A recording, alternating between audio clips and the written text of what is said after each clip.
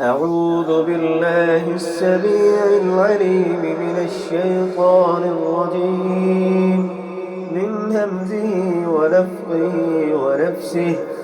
بسم الله الرحمن الرحيم. والعاديات ضبحا فالموريات قدحا فالمغيرات صبحا